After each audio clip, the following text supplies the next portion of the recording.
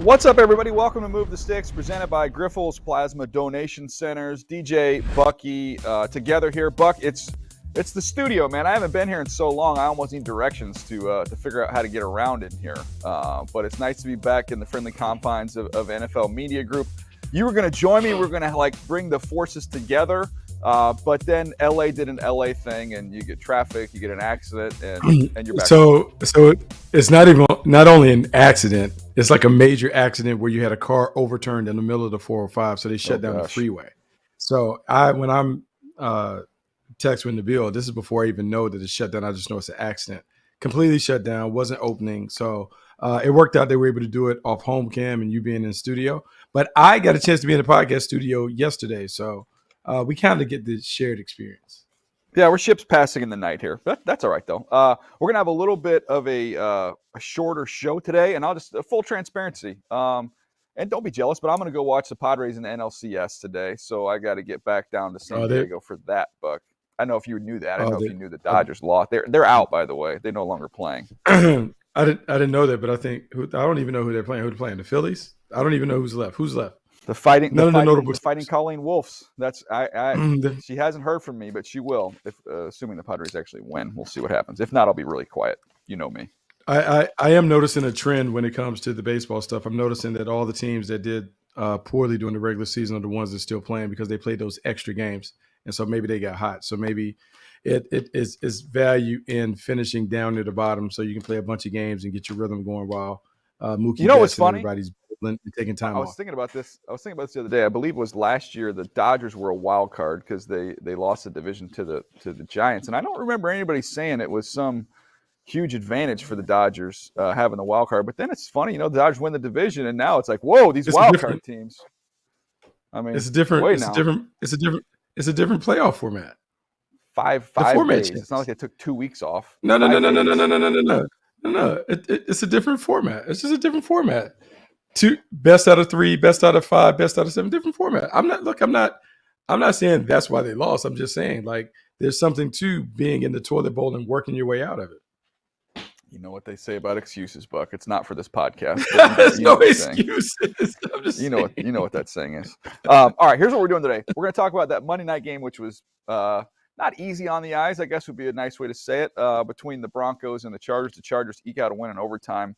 We'll hit on that one. We're also going to talk about Tariq Woolen, who has been unbelievable this year. Let's go back in the time machine, talk about what we thought of him coming out through the draft process. The same with Justin Jefferson. You've got a great article out on some rugged running backs. We're going to hit on that, as well as a quick preview of the Saints-Cardinals Thursday night matchup that's coming up on Amazon Prime Video. So let's start off what you saw last night. I don't know how much of it you got to see, Buck.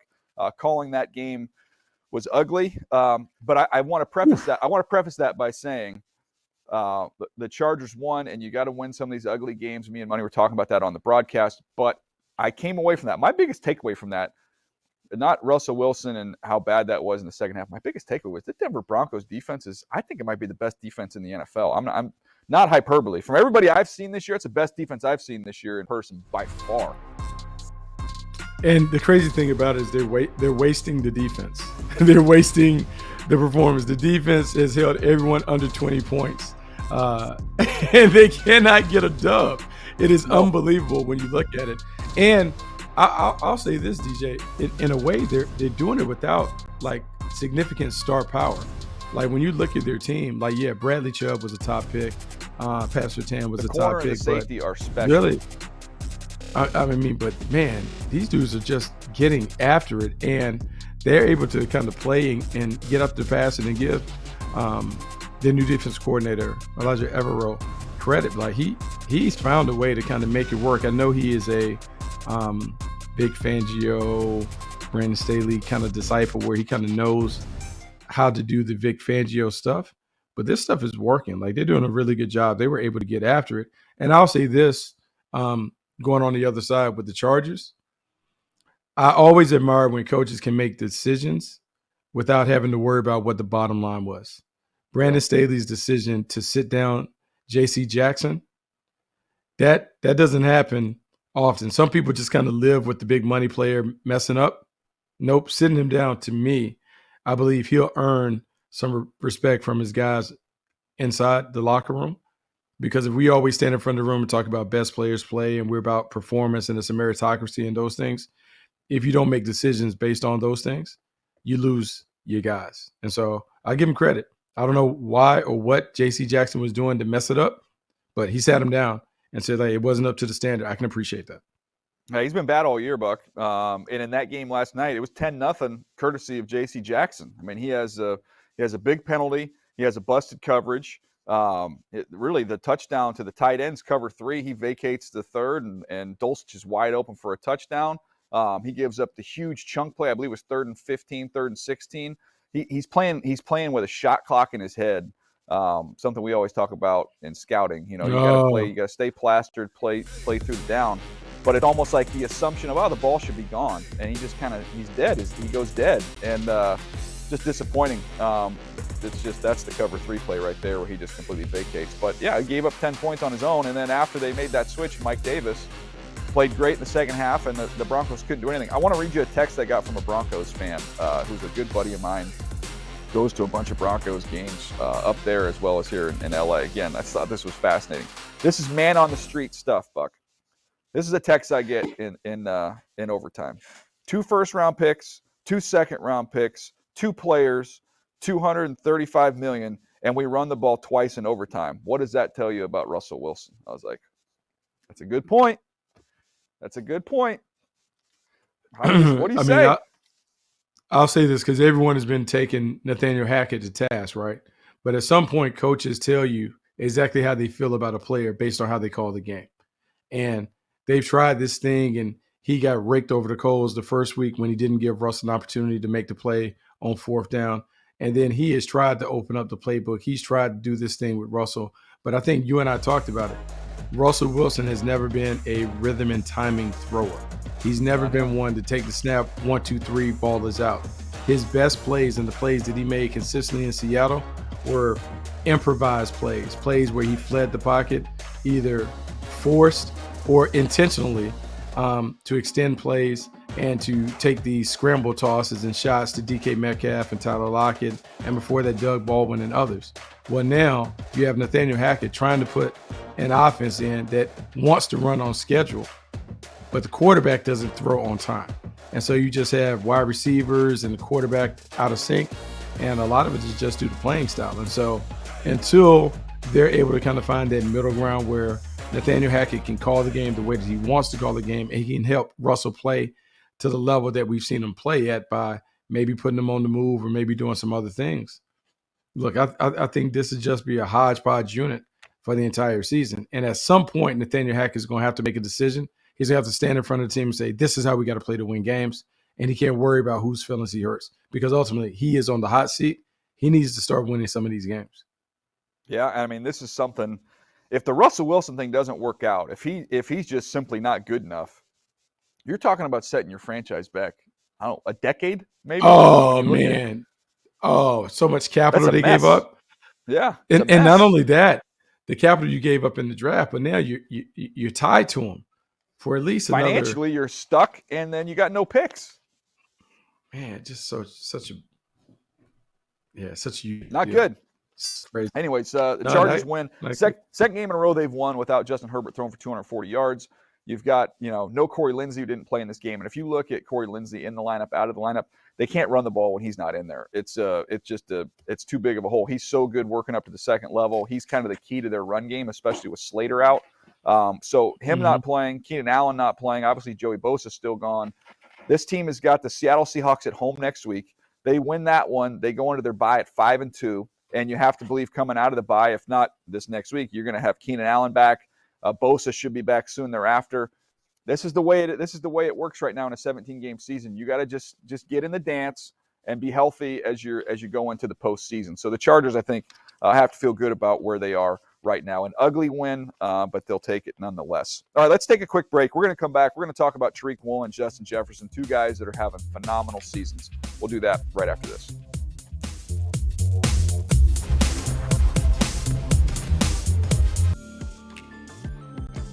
Cancer screening can help prevent and detect a number of cancers early, which often means less intense and more successful treatment. If you don't know where you can get screened, the NFL and the American Cancer Society can help. Visit NFL.com/crucial catch or text CATCH to 635-635 to find your local cancer screening center and additional screening resources. All right, Buck, let's get in the Wayback Machine here and look at Tariq Woolen. Coming into last year's draft, this is the big corner out of UTSA. Going back and looking up his combine numbers, and it's ridiculous. You remember the show that he put on. 6'0", 205 pounds. He ran 4.26. This is somebody, when I go back through my notes, he's a former wide receiver turned DB. I thought he was fluid. I thought he was able to build speed. Hit 22.45 miles per hour at the Senior Bowl, which is absurd in terms of the speed. Thought he had toughness. But thought there were some missed tackles there, and I wrote down there limited opportunities. He didn't get a lot of opportunities to make plays on the ball, and I am absolutely kicking myself. This dude has 4 picks. He's got height, weight, speed. You see toughness in there, and then the knock on him is, he didn't get any opportunities. Well, that's not his fault. I mean, that's poor. That's poor on my end. No, it was really hard, though, because when you looked at Tariq, he was a bit of a straight line athlete. And so when you're trying to project guys that are 6'4", 200-plus pounds against guys that are smaller, that can move around, they look different. So when you put Tariq Woolen beside a nickelback, a little guy who's like 5'8", the footwork looks different. You don't look as smooth or fluid as athletic. However, that side is coveted on the perimeter because so many of the wideouts that are dominating the game are just basically big boy guys on the outside, catching the fade ball, moving people off the run. They know all the subtle tactics to create space without getting OPIs. And so you need someone that's a bigger, supersized corner to be able to handle that presence on the outside. Tariq Woolen has exceeded expectations. He's been able to do that. 4 interceptions, a ton of tackles, being around the ball. This guy's playing really, really good football. No, he's been excellent. 5th-round pick is going to end up being the steal of this entire draft. Well done by Schneider and Pete Carroll. Excellent job by those guys plucking him out. All right, let's get to Justin Jefferson. I like looking at some of the rookies. I look at some of the younger players in the league. Obviously, we know what Justin Jefferson's already one of the best receivers, if not the best receiver in the NFL. He's got 46 for 654 and 2 touches already. 654 yards, Buck. Ridiculous. What do you think the key was in his success? I know we talked about this in the past, but I think it's always good to go back and remember what we said about him before the draft. Well, what you say about him is he was the most polished of them all in terms of running routes, being able to do a variety of different things, playing multiple positions, and the football IQ that was off the charts. All that stuff plays in his favor. But what really has played in his favor has been Kevin O'Connell making a concerted effort to get him the ball. He's clearly the number one, but man, they just feel like they can just take advantage of all of these things that he's able to do, and they're crushing people with these pick routes and crossers and deep overs. It has really been fun to watch. He's a nightmare. He's a nightmare to defend. I feel like you've talked in the past about kind of that Shanahan run scheme, and that you get that magic when you get that scheme, which has been able to make everybody a star. But when you get a special talent and put him in that scheme, then you end up getting the Terrell Davis, type performance. You get something that's just above and beyond. And now you're seeing with this kind of McVay offshoot offense that Kevin O'Connell is running, and how receiver and passer friendly that offense is. But you drop an elite player in that, and now we're seeing it go to a whole new level. Yeah, it goes to a whole new level. It's completely different. It's completely different how you have to defend it. You're trying to figure out, do I take the player away? Do I worry about the plays? Like, what's more important? What's more valuable? It's tough. You have Golden coming in kind of you just have so many different things that are working for them. Because I've talked about Kevin O'Connell, the offense and all that stuff, and the defense is playing well. Kirk Cousins is not turning the ball over, playing well on the big stage. A lot of positive vibes about their team. I think you got to be excited about what Justin Jefferson doing, what his teammates are doing. Those 2 guys are absolutely having phenomenal years, Tariq Woolen and Justin Jefferson. All right, we're going to take a break. We're going to come back. We're going to look at the 5 most rugged running backs in the NFL. It's an article that Bucky has posted. We're going to hit on that right after this.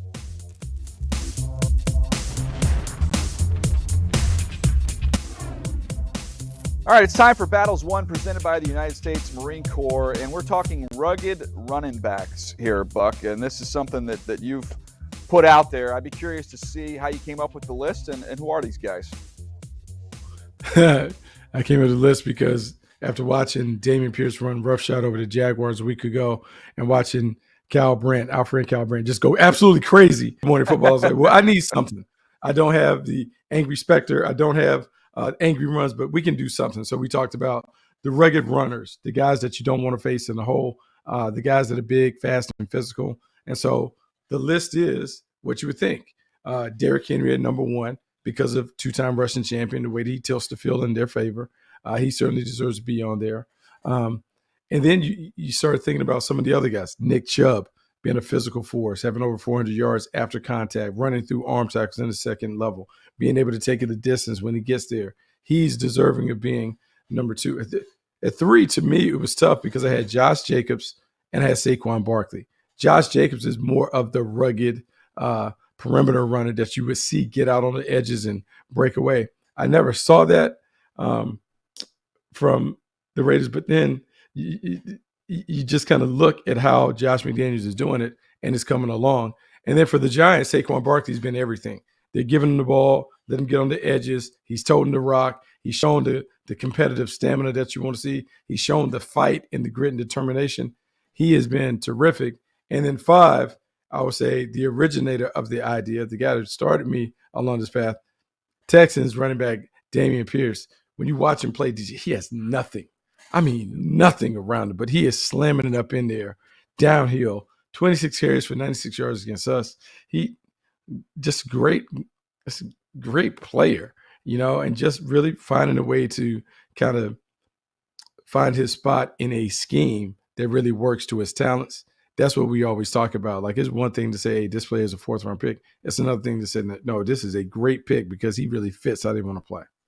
Yeah, no doubt. He popped a long one in the Charger game I was at as well. So he not only has that toughness and that ruggedness, has some speed as well. The only one I would add to this list, which is a phenomenal list, and you can find that at NFL.com, he's unfortunately got hurt. Javonte Williams, your North Carolina Tar Heel, he'd be up there in that top three if not for the injury that he suffered. He's a rugged. Want to remind everybody, we've got the Saints and the Cardinals coming up on Thursday Night Football. That's 8:15 p.m. Eastern on Prime Video. You can also follow it on NFL Plus. Hopefully we get some touchdowns in that one. It's been rough Thursday nights the last couple weeks. We're due for a good one, so we're going to get a sneaky good game there. I firmly believe that. Bucky, knock this NFL Plus read out of the park right now.